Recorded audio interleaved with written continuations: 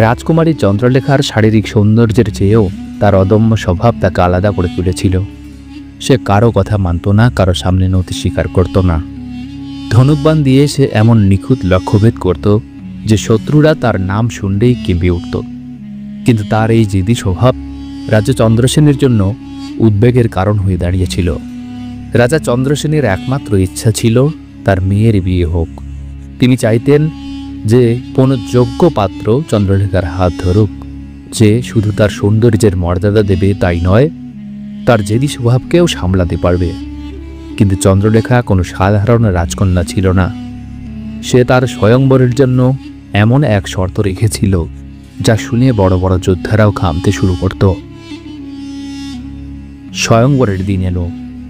মঞ্চে দাঁড়িয়ে চন্দ্রলেখা তার কঠোর কণ্ঠে ঘোষণা করল, যে আমাকে বিয়ে করতে চায় তাকে তার বীরত্ব ও লোভের পরীক্ষা দিতে হবে। তাকে কথা বলা ঝর্ণার নিচে লুকানো সম্পদ আনতে হবে, কিন্তু এ কোনো সাধারণ সম্পদ নয়, আর এই পথও সহজ নয়। এতে প্রাণও যেতে পারে। সভায় নিস্তব্ধতা ছেয়ে গেল। কথা বলা ঝর্ণা, এই নাম শুনতেই লোকের মুখে ভয়ের ছায়া পড়তে লাগলো। এই ঝর্ণা চন্দ্রগড় ও তার পাশের রাজ্য বিজয়নগরের সীমান্তে অবস্থিত ছিল। উঁচু পাহাড় থেকে নিচে পড়া জলের মোটা ধারা এতটাই শক্তিশালী ছিল যে তার গর্জন মাইল দূরেও শোনা যেত। এটা কোনো সাধারণ জলপ্রপাত ছিল না। বলা হতো এর জলে এক অলৌকিক শক্তি বাস করে, এমন এক শক্তি যা সত্য ও মিথ্যা পরখ করতে পারে। এর নিচে লুকানো সম্পদ কেবল সেই পেতে পারে যে নির্ভীক, সত্যের পূজারী এবং হৃদয়ে শুদ্ধ ভাবনা রাখে। ঝর্ণা সেখানে আসা মানুষদের প্রশ্ন করত। যে মিথ্যা বলতো তাকে ডুবিয়ে মারত। অনেক রাজপুত্র ও যোদ্ধা এই সম্পদের খোঁজে গিয়েছিল, কেউ বীরত্ব প্রদর্শনের জন্য, কেউ ধনের লোভে। কিন্তু ঝর্ণার প্রশ্ন এত জটিল ছিল, সেখান থেকে আজ অবধি কেউ ফিরে আসেনি। তারা সবাই তার গভীরে তলিয়ে গেছে। কেউই সেই ধন আনতে পারেনি, শুধু তাদের মৃত্যুর খবরই এসেছে। রাজা চন্দ্রসেনের উদ্বেগ বাড়ছিল।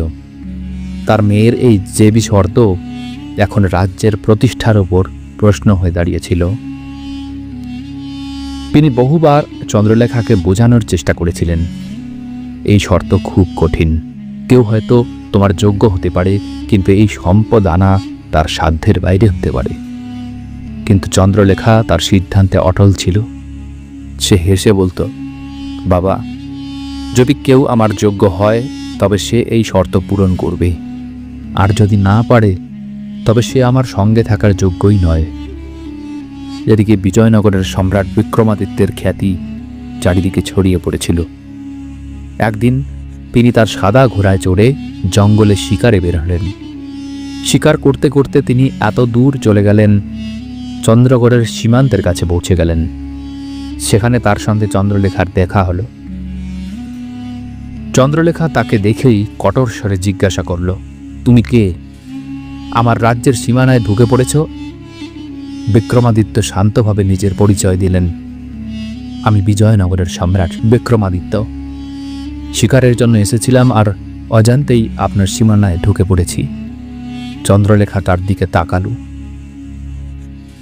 সে বিক্রমাদিত্যের কথা শুনেছিল, তার বীরত্ব, তার সাহস, তার প্রজার প্রতি নিষ্ঠা, কিন্তু তার জেদি স্বভাব তাকে শান্ত থাকতে দেয়নি। সে ব্যঙ্গ করে হেসে বলল, তাহলে তুমি সেই মহান বিক্রমাদিত্য যার চর্চা চারদিকে। যাই হোক, এখানে শিকারের জায়গা নেই, নিজের রাজ্যে ফিরে যাও। বিক্রমাদিত্য তার কথায় মোটেও রাগ করলেন না। তিনি মুচকি হেসে বললেন, আপনার আদেশ রাজকন্যা, কিন্তু যদি আবার কখনো আমার প্রয়োজন হয়, বিজয়নগরের দরজা আপনার জন্য খোলা আছে। এই বলে তিনি চলে গেলেন। কিন্তু বিক্রমাদিত্যের মনে চন্দ্রলেখার জেদি স্বভাব আর তার সৌন্দর্য আটকে গিয়েছিল। তিনি যখন নিজের রাজ্যে ফিরলেন, তখন তার মন কেমন উদাস হয়ে রইল। চোখের সামনে চন্দ্রলেখার মুখ ভেসে উঠতে লাগলো।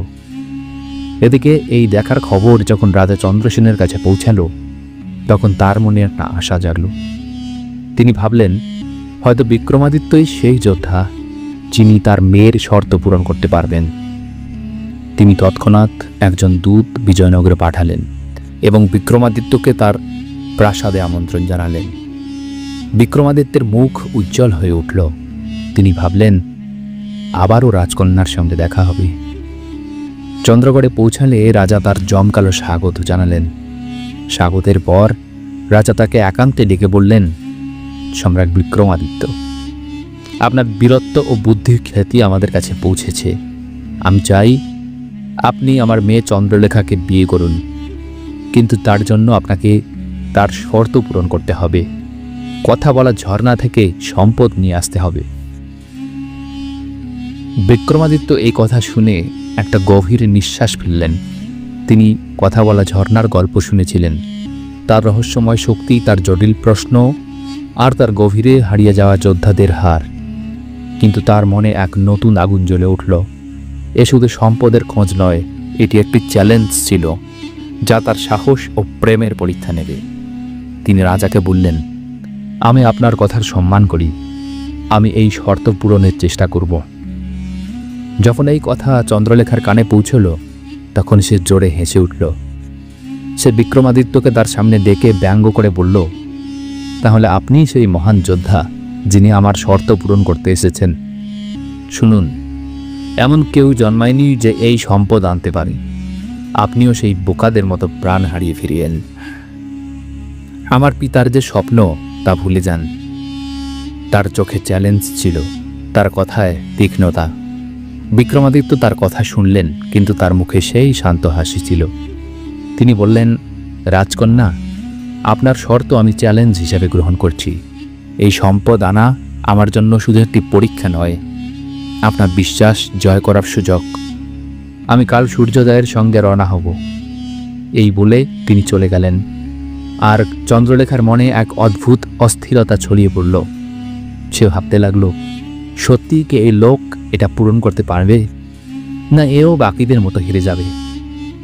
পরের দিন সূর্যোদয়ের সঙ্গে বিক্রমাদিত্য তার বিশ্বস্ত ঘোড়ায় চড়ে রওনা হলেন। তার সঙ্গে ছিল কেবল তার তলোয়ার, ধনুক আর অটল সাহস। জঙ্গলের মধ্যে দিয়ে যেতে যেতে তিনি অনেক সংকেত পেলেন, কিন্তু বিক্রমাদিত্যের মন স্থির ছিল।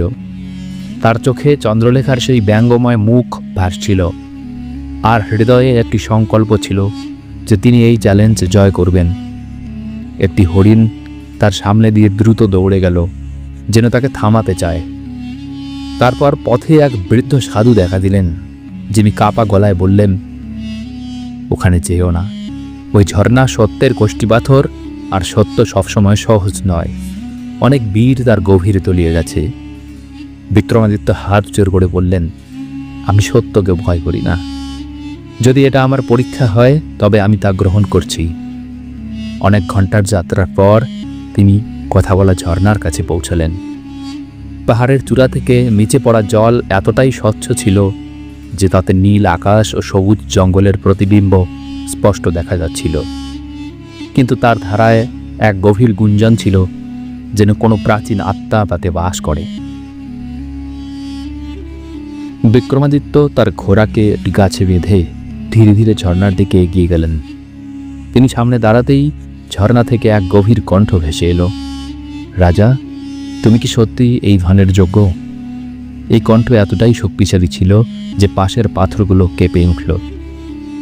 বিক্রমাদিত্য গভীর শ্বাস নিয়ে বললেন, আমি এখানে আমার সাহস ও প্রেমের জন্য এসেছি।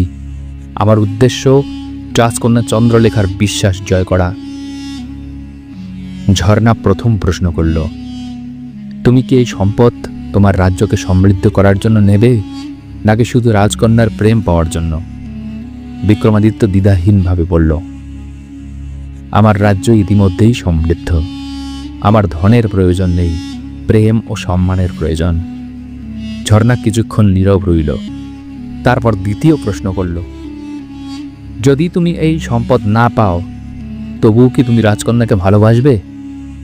বিক্রমাদিত্য হেসে বললেন, আমার প্রেম কোনো ধনের উপর নির্ভর করে না।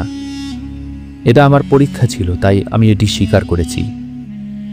ঝর্ণার কণ্ঠে এবার এক নতুন সুর ফুটে উঠল, এবার সবচেয়ে কঠিন প্রশ্ন করল, যদি আমি বলি এই সম্পদ পাওয়ার জন্য তোমাকে তোমার রাজ্য ত্যাগ করতে হবে, তবে তুমি কি রাজকন্যার প্রেম বেছে নেবে না তোমার রাজ্যের কর্তব্য? বিক্রমাদিত্য গভীর নিঃশ্বাস নিয়ে বললেন, যদি এই সম্পদ আমার রাজ্যের পরীক্ষা হয়, তবে আমি প্রথমে রাজা, তারপর প্রেমিক। আমি আমার প্রজাকে অনাথ ফেলে যেতে পারি না। যদি চন্দ্রলেখা আমাকে ভালোবাসে, তবে সে আমার এই সিদ্ধান্ত বুঝবে। ঝর্ণার কণ্ঠে সন্তুষ্টির সুর ফুটে এলো।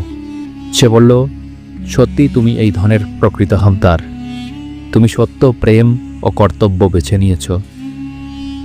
হঠাৎ ঝর্ণা শান্ত হয়ে গেল, আর জলের মধ্য থেকে একটি স্বর্ণময় সিন্দুক প্রকট হল। বিক্রমাদিত্য সেই সম্পদ নিয়ে চন্দ্রগড়ে ফিরলেন। প্রাসাদে পৌঁছালে চন্দ্রলেখা ও রাজা চন্দ্রসেন তার জন্য অপেক্ষায় ছিলেন। বিক্রমাদিত্য সম্পদটি চন্দ্রলেখার সামনে রেখে বললেন, এই ধন আমি আপনার জন্য আনিনি, আমার সাহস ও কর্তব্যের জন্য এনেছি। চন্দ্রলেখা কিছুক্ষণ নীরব রইল। তার চোখে আর সেই ব্যঙ্গ ছিল না, বরং এক নতুন সম্মান ছিল। সে বলল, আমি ভেবেছিলাম এমন কেউ জন্মায়নি যে এই ধন আনতে পারে, কিন্তু আপনি শুধু এটি এনেছেন তাই নয়, আমার জেদি স্বভাবকেও চ্যালেঞ্জ করেছেন। আপনার সাহস ও কর্তব্যনিষ্ঠা আমাকে মুগ্ধ করেছে। আমি আপনাকে বিয়ে করব, কারণ সত্যিকারের প্রেম আত্মা ও কর্তব্যে বাস করে। রাজা চন্দ্রসেনের চোখে আনন্দের অশ্রু ঝরে পড়ল। বিক্রমাদিত্য ও চন্দ্রলেখার বিয়ে ধুমধামে সম্পন্ন হলো। কথা বলা ঝর্ণার রহস্য এখন আর শুধু গল্প নয়, এটি শিক্ষা যে সত্য ও কর্তব্যই জীবনের প্রকৃত ধন।